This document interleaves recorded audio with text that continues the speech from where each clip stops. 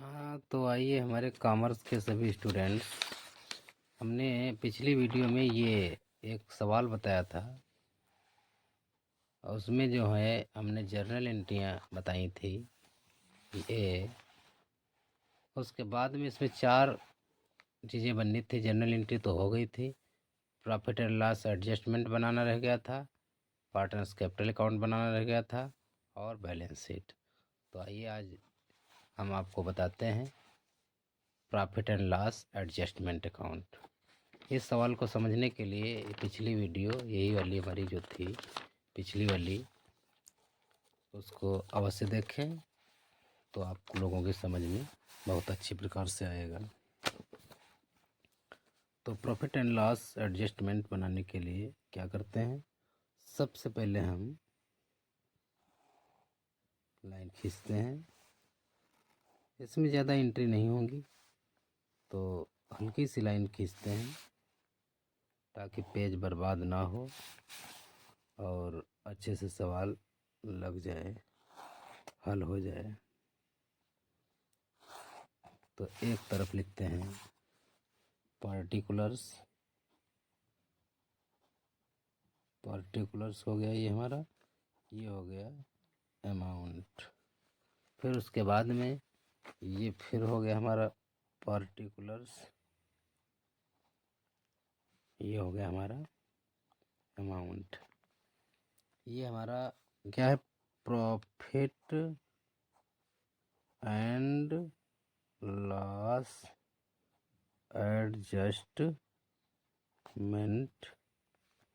Account, ये हो गया। तो सबसे पहले हम देखते हैं जिस चीज़ पे बढ़ोतरी होती है उसको दाहिने तरफ लिखते हैं, क्रेडिट में लिखते हैं, ये क्रेडिट है और ये डेबिट है। और जिस चीज़ पे कमी होती है उसको हम बाएं तरफ लिखते हैं। तो हमने देखा था कि हमारे संपत्ति में जो है मशीनरी का मूल्य 67,000 हुआ था, जबकि यहाँ 60,000 रुपये था।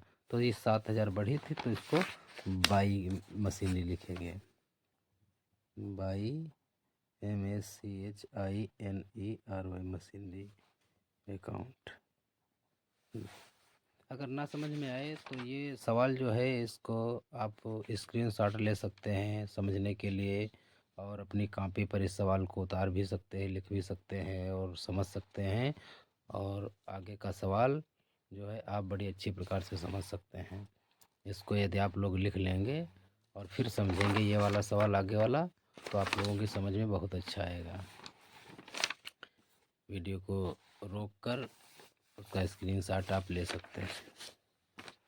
तो इसको 7,000 रुपये था। और कमी किस पर हुई थी, ये मशीनरी तो हो गई हमारी, भवन पर कमी हुई थी, पेटेंट्स अभिलिखित किए गए थे और अशोध ऋण पर, अशोध ऋण 700 और इस पे 3,500 की कमी हुई थी भवन पर, और अभिलिखित कर दिए गए पेटेंट 42 से, तीनों पे कमी है। तो सबको क्रमशः लिख लेते हैं। टू बिल्डिंग कितने, 3,500 रुपये कम हुए थे। उसके बाद में क्या था, to bad debts account, bad debts account reserve कर लेते, बैड डेट्स रिजर्व अच्छा रहता है ज़्यादा, 700। टू प्लांट पूरे अभिलिखित कर दिए गए हैं, टू प्लांट, ठीक है, 4,200, इसको बंद कर देते हैं, अब कुछ नहीं कमी। 4 3 7 5 7 75 5 80 4 84, ये इधर भी लिख लेते हैं क्योंकि इधर कम है। जो पक्ष ज़्यादा होता है, जिसका टोटल इसका ज़्यादा होगा तो इससे इधर लिखें, इसका तो 7,000 है। तो अब लेकिन इसको जोड़ेंगे तो 8400 आ जाएंगे, 8,400 इसको जोड़ेंगे नहीं आएंगे। तो हमको पता है जिधर का टोटल नहीं मिलता उधर ही लिखा जाता है। तो 8400 से 7,000 घटाएंगे तो 1,400 आएंगे। वही हमने लाभ क्या बांटा था पिछले वीडियो में, ये देखिए बटा हुआ रखा है। ए के कॉलम में 800, बी के कॉलम में 600, लाभ नहीं हानि थी, सॉरी हानि। ये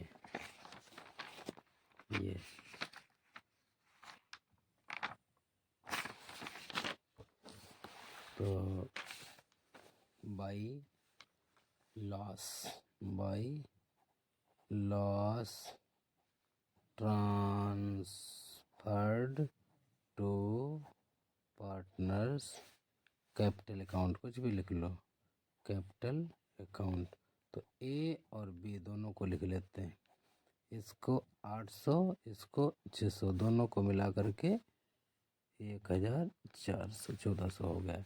इस प्रकार हमारा ये प्रॉफिट एंड लॉस एडजस्टमेंट बन गया। अब हम बनाएंगे पार्टनर्स कैपिटल अकाउंट, इस पर ध्यान दीजिएगा आप लोग। साझेदारों के पूंजी खाते कैसे बनते हैं समझ जाओगे आप लोग तो बहुत ही इजी है।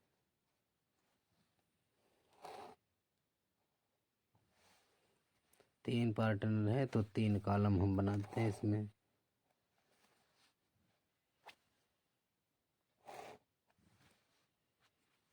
ए बी सी तीनों का बनाएंगे, particular A B C, particular A B C.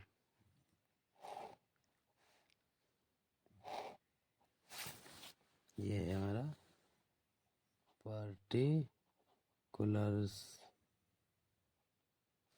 A B सी। फिर है पार्टिकुलर्स ए बी सी। ये पार्टनर्स कैपिटल अकाउंट है, पार्टनर्स कैपिटल अकाउंट। तो सबसे पहले सभी साझेदारों की हम पूंजी दाहिने तरफ लिखते हैं। देखिए कौन कौन, ये पूंजी ए और बी की है, 1 20 और 80 लिखेंगे। बाई बैलेंस बी डी होता है, ब्रॉड डाउन, ठीक है। तो इसकी थी 1,20,000, इसकी 80,000। और ये तो नया है, ये पूंजी इसकी तो पिछली नहीं थी, ये तो लाया है। किसके रूप में लाया है, ये क्या लिखा है, 30,000 रुपये लाया है। 1/8 भाग लेगा, 30,000 पूंजी लाया है, ठीक है। तो बाई कैश के रूप में लाया, कैश अकाउंट सी लाया है। तो ए और बी में कट करते हैं, सी के कॉलम में 30,000 लिख देंगे, आराम से लाया है 30,000। और जो भी फायदा मिलने वाला है ए और बी को, वो फायदे वाली चीज़ इधर लिखते हैं, नुकसान वाली इधर लिखेंगे हम। जैसे अब इनको क्या फ़ायदा मिला था, यहाँ पर देखिए, यहाँ पर ये पहली बात तो ये फ़ायदा कुछ नहीं, हानि हुई थी इनकी। तो हानि तो हमारी इधर डेबिट पक्ष में लिखी जाएगी, अगर इनको मुनाफा हुआ होता तो क्रेडिट में लिखते। हाँ एक चीज़ है, ये संचय बना हुआ रखा है, संचय पुराना है सामान से, ये बांट लेंगे आपस में दोनों लोग। 7,000 रुपये है, अपने पुराने रेशियो में बांट लेंगे 4:3 में। तो यहाँ पर अब जैसे संचय है 4:3 में बांटेंगे, तो कैसे बांटेंगे, 7,000 का 4/4 3 7 हो जाएगा, 7 यहाँ 7 1 7 7 1। तो 1 चक्कू 4,000 इसका आएगा, उसका 3/7 तो 3 1 3,000। तो बाई जनरल रिजर्व अकाउंट, तो ए को मिलेगा हमारा 4,000, इसको मिलेगा बी को 3,000, इसका हिस्सा नहीं होता है। फिर एक चीज़ और इन्होंने बांटी है, कौन सी, ख्याति। 14,000 रुपये है, वो ख्याति हो व्यापार में तो रहेगी, लेकिन इनके खातों में तो ट्रांसफ़र हुई 8,000 6,000, ये देखो है।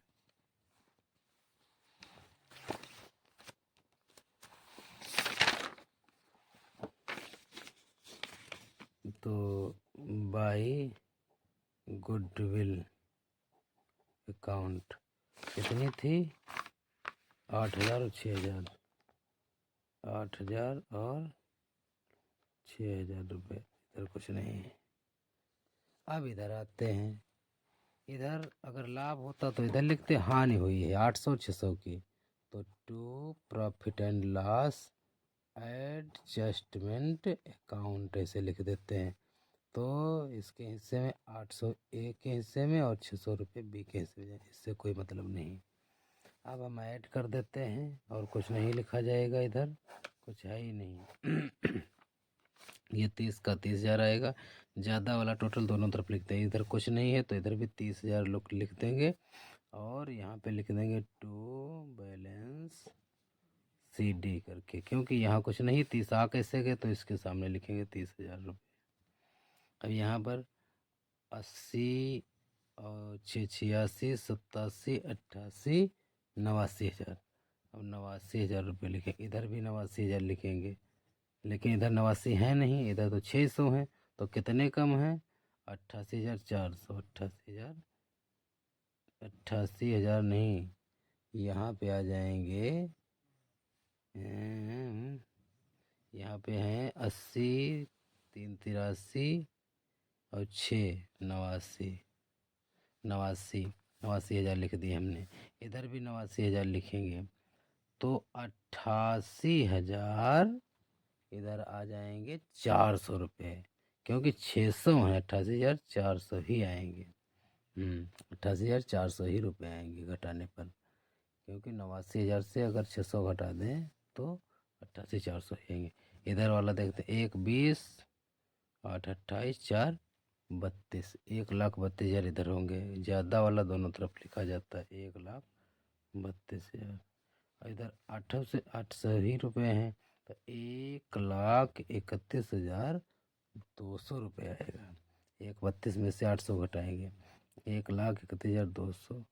तो ये मेरा पूंजी खातों का शेष हो गया। बैलेंस शीट में यही पड़ेगा जा करके। अब देखिए, अब हम सीधे बनाते हैं बैलेंस शीट। है कुछ नहीं, ध्यान देने की सिर्फ बात है। बैलेंस शीट देखिए,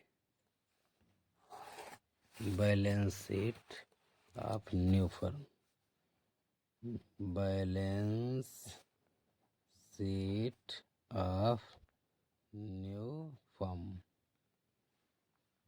अपडेट डाल देते हैं 1 जनवरी 2022। अब इसमें एक तरफ होता है लायबिलिटी और एक तरफ होता है असेट्स। तो इधर हमारी लायबिलिटी है और इधर हमारे एसेट्स हैं, यानी एक तरफ दायित्व है, एक तरफ हमारी संपत्तियां हैं भाई।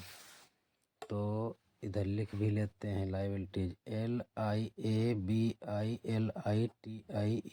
लायबिलिटीज। अमाउंट, असेट्स, असेट्स माने होता संपत्तियां, असेट्स, अमाउंट। अब लिखते रहेंगे आराम से। दायित्व पक्ष है तो दायित्व में यही इसी को देख करके जो आप लोगों ने सवाल लिख लिया है उससे मिलाते रहो। क्रेडिटर्स दायित्व में हम क्रेडिटर लिखेंगे आराम से। क्रेडिटर्स कितने हैं? क्रेडिटर्स हमारे 27,200 हैं, लिख लेंगे पूरे, कुछ इनका हुआ ही नहीं है। ठीक, और जो ये पूंजी है हमारी अभी निकली है, ये वाली टू बैलेंस सी डी, ये सारी पूंजी यहाँ मिल जाएगी आराम से। तो यहाँ लिखेंगे कैपिटल अकाउंट, आराम से लिख लो कैपिटल अकाउंट। किसकी किसकी? A B और C, जोड़ दो। 1,31,200, 1,31,200, 88,400, 88,400 और 30,000। तो कितने हो गए? 0 0 4 2 6 हो गए, 8 1 9 8 और 3 3 6 8 14, 4 1 1 2, 2,49,600 रुपये इनकी जो है कैपिटल आई सबकी। अब इधर देखते हैं कैश हमारे पास कितना था। रोकड़ 1,500 था, तो रोकड़ 1,500 है कैश। अब वो कितना लाया देखिए, यहाँ पर कैलकुलेशन कर लेते हैं। वो इस 1,500 रोकड़ थी पहले से ही। अब वो कितना लाया? 30,000 रुपये लाया। कितना? 30,000 रुपये लाया है नया वाला। तो 30,000 रुपये लाया तो कितनी हो गई? तो 30 के 31,500 और 14,000 रुपये ख्याति के भी तो लाया है, 14,000 वो भी जोड़ेंगे। तो लोगों ने निकाली नहीं तो व्यापार में ही है तो जुड़ेगी 30 10 40 4 44 45 500 45 500 इतनी जो है रोकड़ लिखी जाएगी 45,500 रुपये। और बैंक में होगा कुछ, बैंक में रोकड़ 28,500, इसमें कुछ हुआ ही नहीं। Cash at bank, cash at bank 28,500 रुपये। 28,500 ये हो गई। अब जितनी संपत्तियां थी घटोत्तरी होगी घटाएंगे, बढ़ोत्तरी होगी बढ़ाएंगे। तो विविध देनदार हैं, सन्डी डेटर्स लिख लेते हैं। सन्डी डेटर्स देनदार हैं कितने, 30,000 हैं। और इन पर अशोध ऋण संचय कितना, माइनस बैड डेट्स रिजर्व कितना था, 700 रुपये। बच गए हमारे यहाँ पर 29,300, 29,300 रुपये हो गए।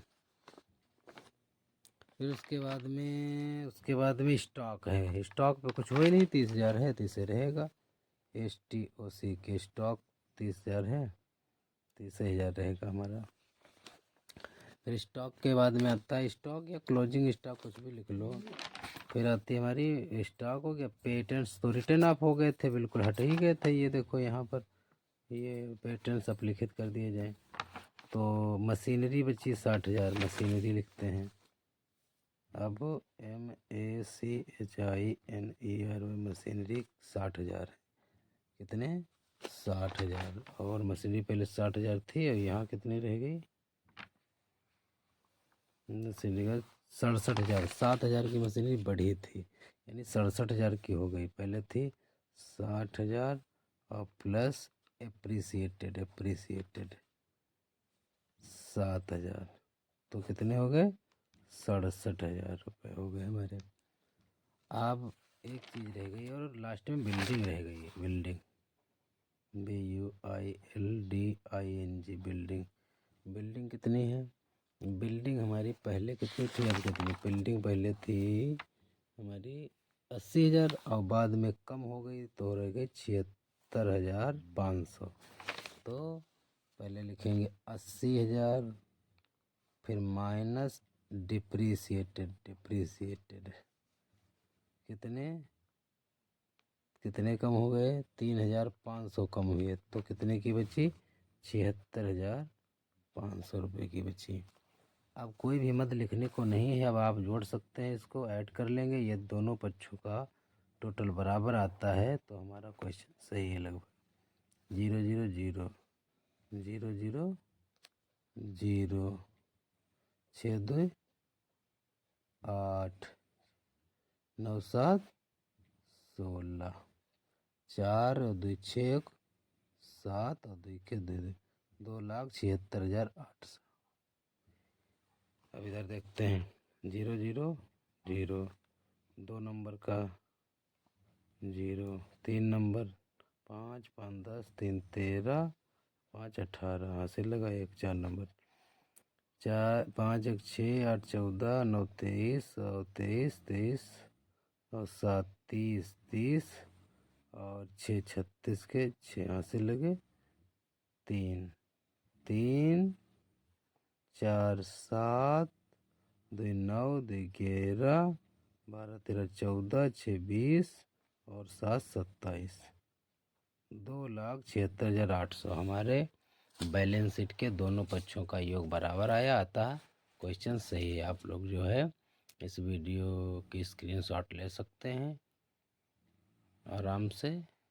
ये परीक्षा के दृष्टिकोण से अति महत्वपूर्ण क्वेश्चन है, बिल्कुल समझ लीजिए, आने वाला क्वेश्चन है। धन्यवाद, बहुत बहुत धन्यवाद।